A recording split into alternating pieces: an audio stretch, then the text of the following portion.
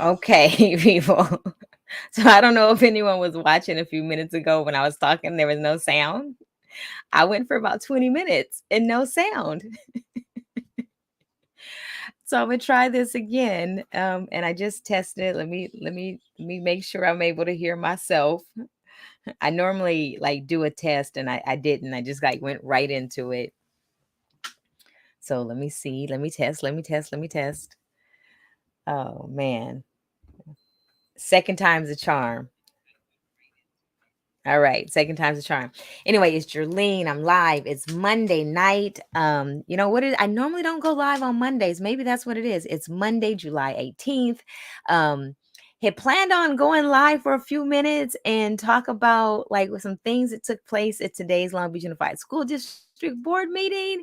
And I'm 20 minutes in and there was no sound. And finally someone told me. So thank you to Sister Naomi who hit me up and said there's no sound. I was on a roll, y'all. I was on a roll.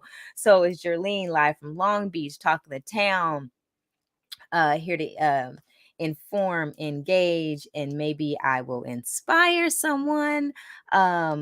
So here I go. I'm going to try this again. So today I attended the Long Beach Unified School District meeting, and several days ago, I went live and I had a very brief conversation about school board candidate Maria Isabel Lopez and how she was issued a certificate declaring her the winner of the Long Beach Unified School District Area 1 race. And I just asked a bunch of questions. Well, Miss Maria Lopez actually attended the school board meeting today, and she gave a statement to the school board. So I'm going to share that with you all. I'm going to share a portion of that with you all. And then I'm going to have a conversation about something that would happen today and something that's taking place tomorrow. And I'm going to connect some dots. So give me just a moment to pull this up. And like I said, I've already done this once tonight. So hopefully I'm able to do it better this time. I said I was like all in 20 minutes into the conversation and there was no sound. So what I'm about to do, if you have not had an opportunity to meet Miss Maria Isabel Lopez, actually, I gotta cue this up again. Just a moment to cue this up before I share it. Let's see. And here we go. All right, I'm going to share that. Share. And this is a statement, a public comment from the Long Beach Unified School District Board meeting today. You're welcome. Good evening, board members. My name is Maria Isabel Lopez, and I recently ran for the LBUSD District 1 school board seat. I'd like to bring to your attention an urgent irregularity regarding the certification of the June 2022 LBUSD election results that I was recently made aware of and believe requires immediate investigation and resolution. On July 9th, I received a certificate from the Los Angeles Registrar's Office indicating that I was declared the winner of the general election held in June. I was puzzled by this notice and immediately contacted the Registrar's Office, which again confirmed that I had been certified the winner of the June 2022 election. I was also informed that I would not be moving to a runoff election and needed to contact the superintendent of schools to discuss next steps. I spoke with your executive secretary as a follow-up to an email sent to her on July 12th regarding the notice received by the Registrar's Office. She informed me that I was mistaken. Okay, so I only showed a portion of that. That was from today's Long Beach Unified School District Board meeting. I only just showed just a little clip of that. I'll share a link later if you want to watch the full part. But if you heard, Miss Maria Isabel Lopez, she shared how she had received a certificate and she contacted the county registrar, said there must have been a mistake. They're like, no, there was no mistake. You need to call the school district. She contacted the school district and they were like, it's a mistake. Now, the question is, how did something like that happen? Why would the Los Angeles County Recorder issue a certificate stating that someone had won? Couple things. One, there was a change in schedule of elections, and this change took place somewhere between 2020, 2021, of where there was a move to have elections in alignment, our local city elections in alignment with the state. What many folks are not aware of is that our city elected positions, the filing and everything goes through the city clerk's office. For the school board positions, everything goes through the county registrar's office. So that although there's a slightly different dates and stuff that are in the process, there are similar dates or different dates. They're being handled by two different places. Okay, so when there was this call for change in of these dates, the dates and schedule of our elections are actually set in our city charter. Well, what is a city charter? A city charter is similar to is our city constitution. And if y'all hear noise and stuff going on, my kids are still up and they just making noise. And actually, I'm about to put them out. Okay, so if you see me hop up, I'm going to go deal with the kids right now. They're messing up my flow. The city charter is like this is the city's constitution. So our primary elections normally happened in April, and our general elections happened in June up until 2020, 2021. From what I've discovered, there was an emergency order that was put in place to change it. And that emergency order was kind of attached to the pandemic, saying, hey, we're going through this pandemic. We need to be in alignment with the state, better voter turnout, blah, blah, blah. Well, what happened, these changes, the charter was not changed. So when you go back to why would the county registrar do something as such, they most like following an old set of rules that are actually not necessarily an old set of rules. They're still the rules that are on the books. Well, what do you mean the rules are on the books? In order for the dates to actually change for our elections, because from what I found, these dates, April, June, were actually set in 1988. So in order for those dates or months, time periods to change, the voter has to make that decision. So our local government, our city government, our school board government, they put these resolutions out that said, hey, we're changing the dates, but they did not complete the process. So when you go so was the county registrar, is the county registrar at fault? So after Mrs. Lopez gave her comments today, her public comment, the attorney for the school district basically said, "Oh, the county registrar made an error." So what's interesting? Going back, the city charter is where the guidelines and rules for our Board of Education lie. So it wasn't changed in the charter. But tomorrow, there's going to be a special meeting being held, the joint meeting of the Charter Amendment Committee and the City Council at 4 p.m. It's being held tomorrow to discuss this charter change. So, okay, the charter is going to be changed. Well, no, not that easy. The people still have to vote for the charter to change. So what's interesting, there has to be multiple public hearings. And then after public hearings, then a ballot measure is put on the ballot and the voters get to decide. All right. So, okay, well, why does this matter? going back to the school board meeting, the school attorney said, what has happened, or what happened with Miss Isabel Lopez was a mistake. We're not following that guideline anymore. We're following a different guideline. Yet the school board went through the reorganization process today. So what is the reorganization process? The reorganization process is when they determine who is going to be the president and vice president of the board. So today there was a shift or a change in reorg, and the board movement went from Juan Benitez to Megan Kerr as president, and I forgot who was vice, I believe Kerr was vice president, to Craighead being vice president. Now, I'm going to share something that's a document that is that is part of the support documents for the meeting taking place tomorrow. So give me just a moment to pull that up.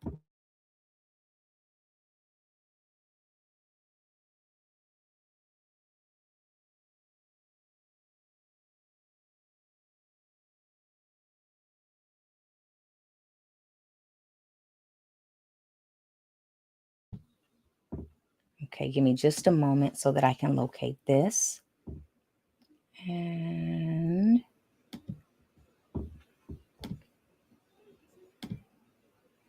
so what I'm sharing is a letter that was prepared by the Long Beach Unified School District and sent to the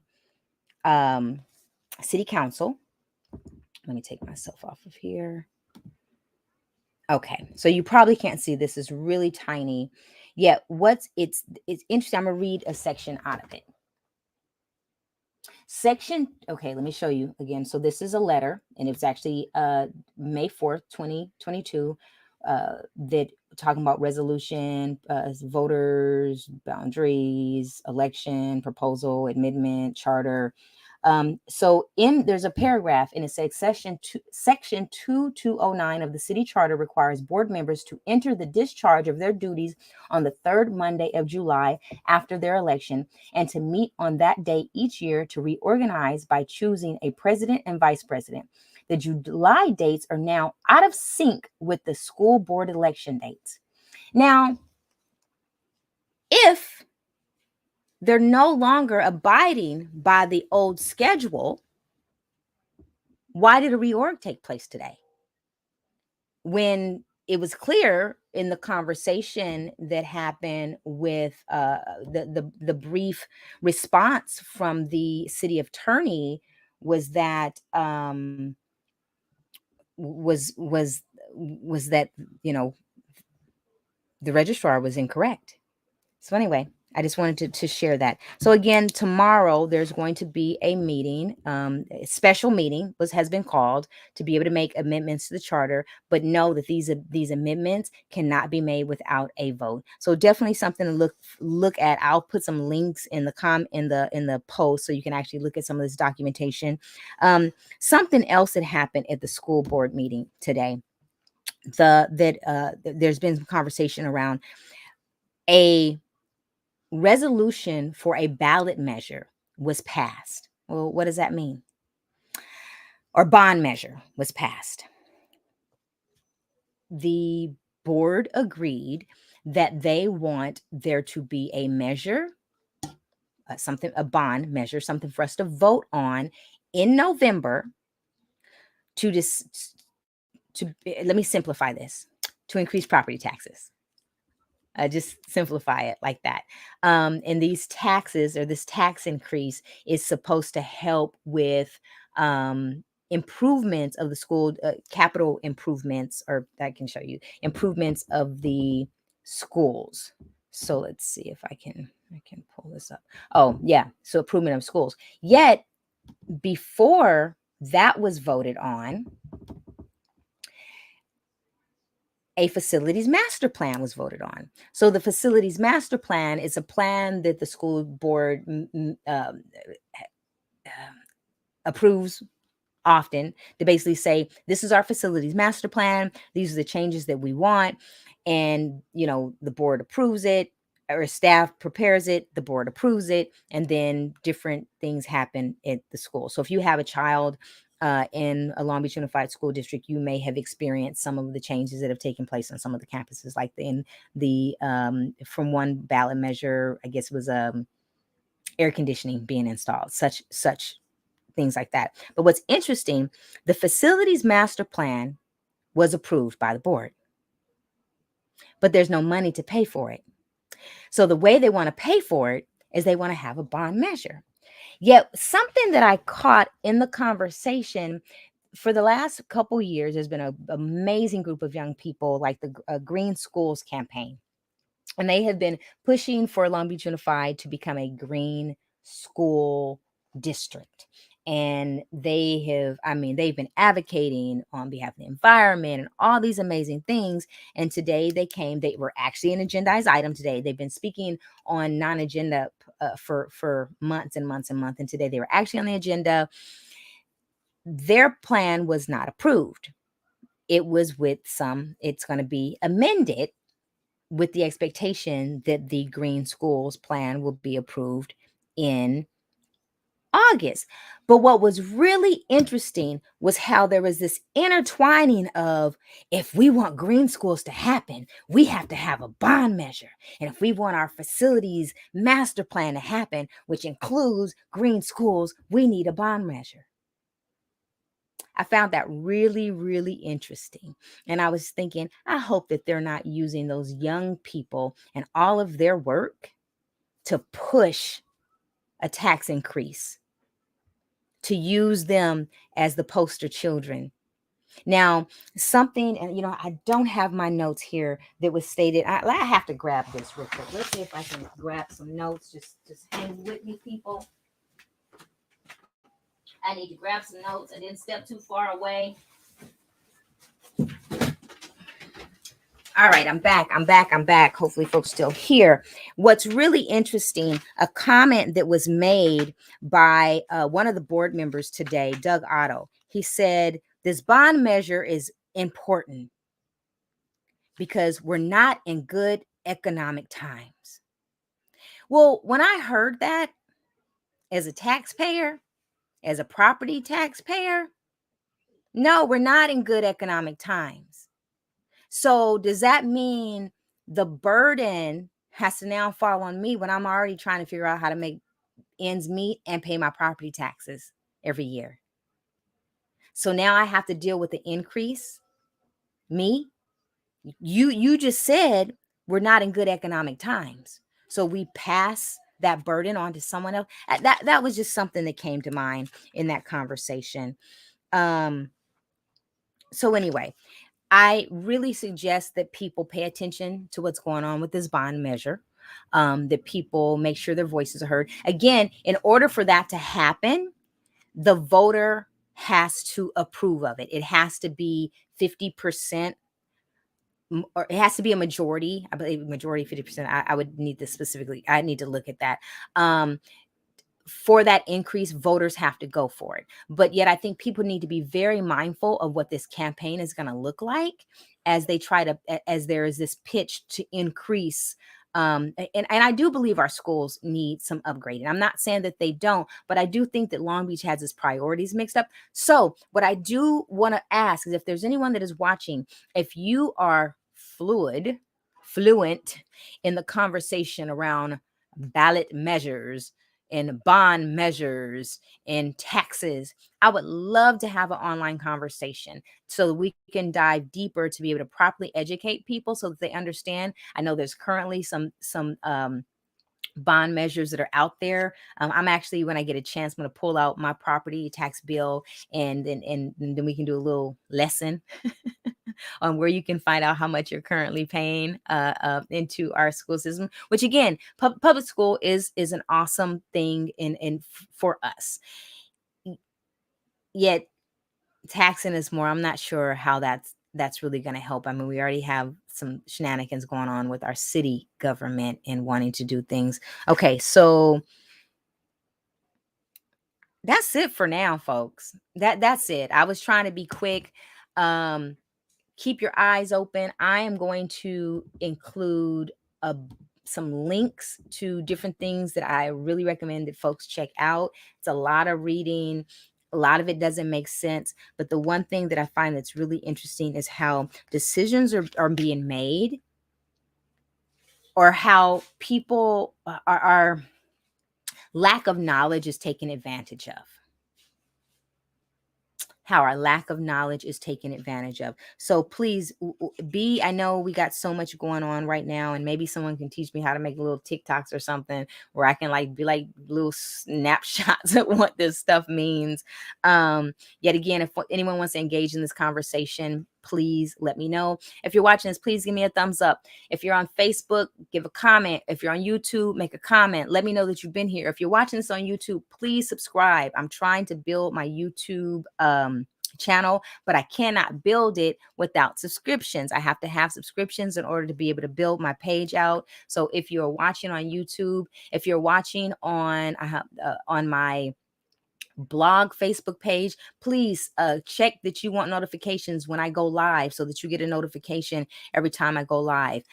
Please share, comment. If I miss something, put it in the comments. If I didn't get something right, correct me, let me know. It's a lot of information, but I really advise people to take the time and get this information on your own. It's out there. It's public information. Again, tomorrow, if you want to tap in, I believe this, I don't know if this is online. If it is, I will share it tomorrow. But this joint meeting of the Charter Amendment Committee and the City Council at 4 p.m. in the City Council chambers.